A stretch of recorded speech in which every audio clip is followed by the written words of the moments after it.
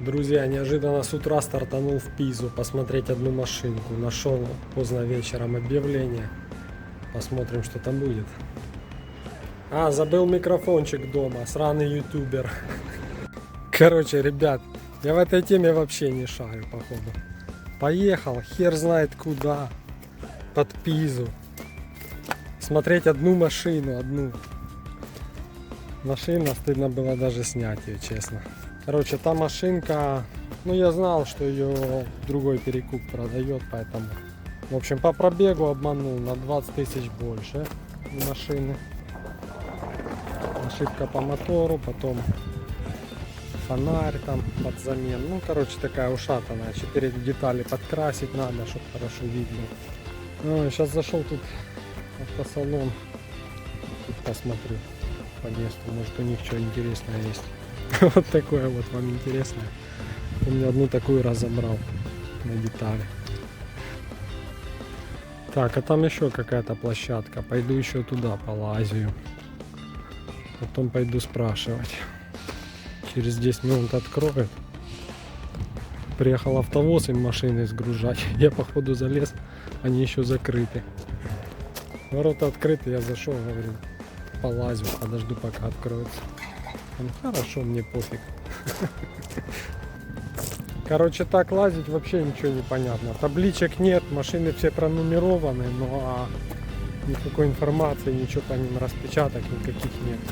Не, вон там вроде есть. Поэтому надо будет идти внутрь и спрашивать. Сейчас гляну, тут какая-то бумажка, я думал информация, там каких-то 2 слова непонятных. Ничего, нет информации. Пойду спрашивать. Сейчас откроют. Сколько времени? Еще 6 минут осталось. Смотрел Фабию вот такую вот. Приехал смотреть, как он там стоит. 4 детальки под покрас. Задний фонарь под замену разбитый. Проехался. По ходовой спереди там чуть шумит. Это тоже вон бамперок. Шкрябнутый. Одна деталь это еще ладно. А у той 4. У той было крыло, дверца, заднее крыло и задний бампер. Цену сбивать, цена и так уже занижена, это и тоже в этой задней бампер. Цену сбивать даже не хотелось, честно. Просто не понравилась машина и все. Или я просто не шарю.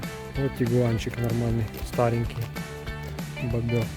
Сейчас пойду спрашивать, почем. У меня одноклассник Валерчик, он с отцом еще со школы занимается этим бизнесом. Он мне еще тогда говорил, работа такая, сбиваешь цену, приезжаешь, покупаешь.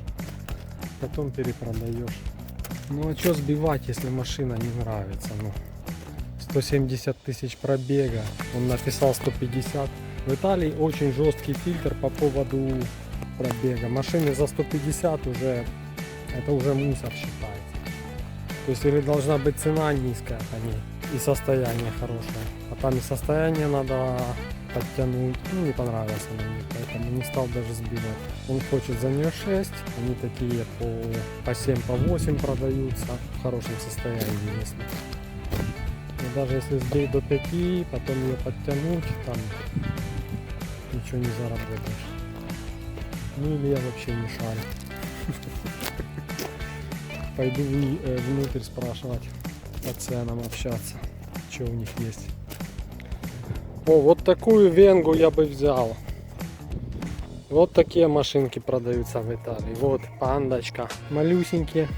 Длинные седаны, как у меня, вообще не интересны в Италии никому. Вот это нужно покупать на продажу. Вот такую венгу я бы взял. С пробегом 1120. Пойдем сейчас спросим, почем она. Такая вот Clio.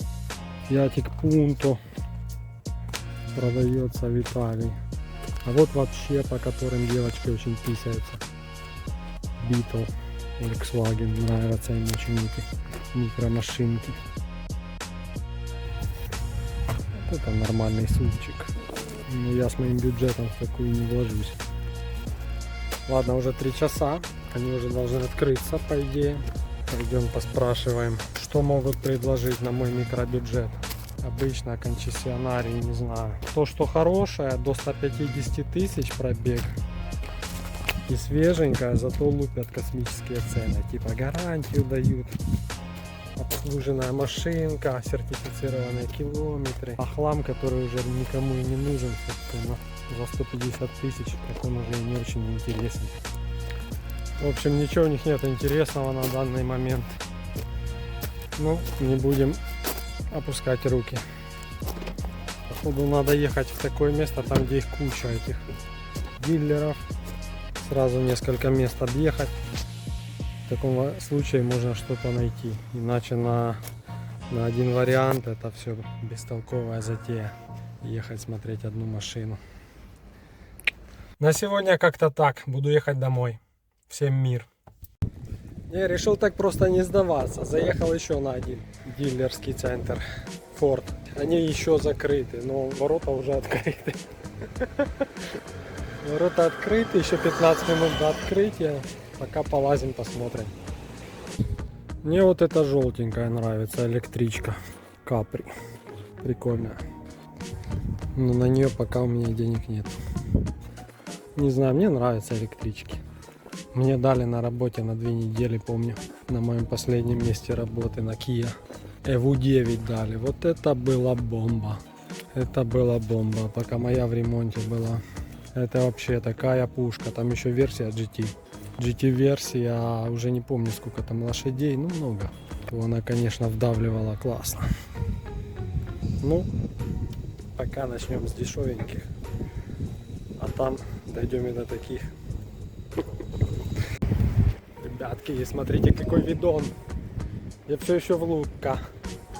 Шарюсь тут по автосалонам всяким.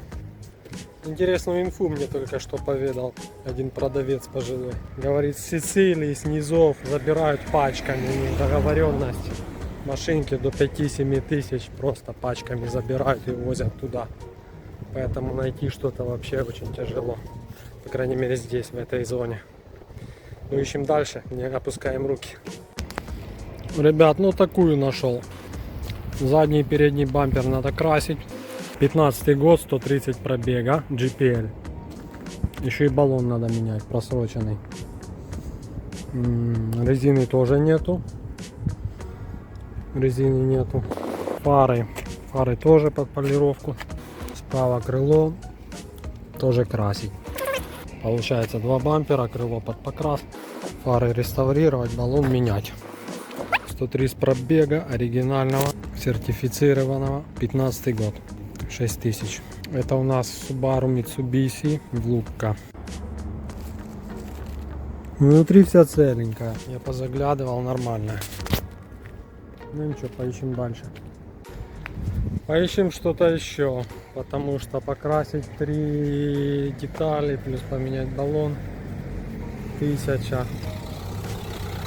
Плюс 6, плюс 1007, плюс переоформление. Ну, маржи там не останется.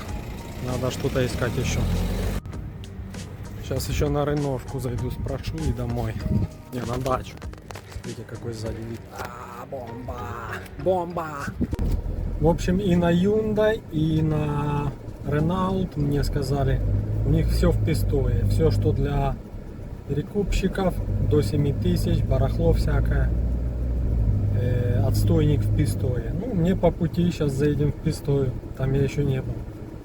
Приехал в автосалон Hyundai и в городе Пистоя, как мне посоветовал парень в Лукка, в городе Лукка. Сказал, у нас все БУ машины там собираются. Да, такие есть, но продавец мне говорит, да, они собираются, но ты их посмотреть не можешь.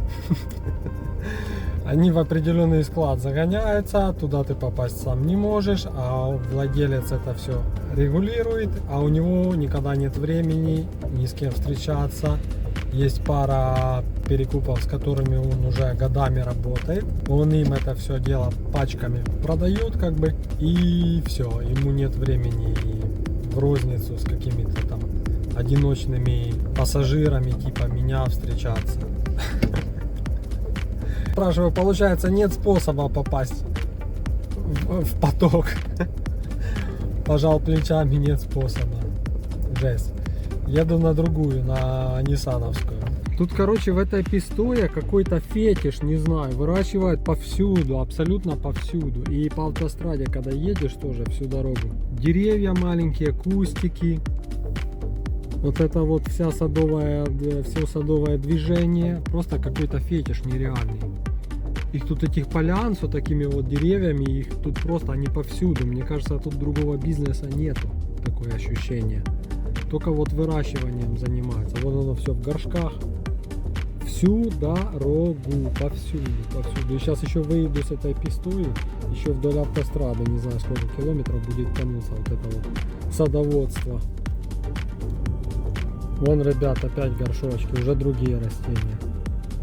И вот это вот повсюду, это его просто, я не знаю, необъятное количество всяких вот этих вот растений в горшочках, оно повсюду тут.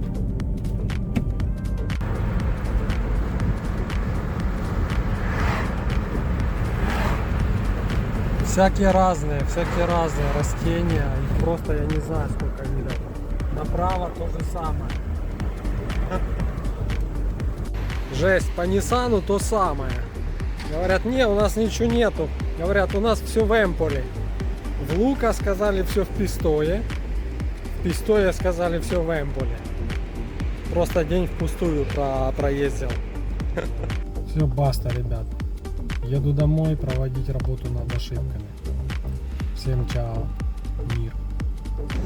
Домой мы уже не попадаем, поэтому на заправке ресторанчик паста аль рагу. Нормально, особенно когда голодный, бомба.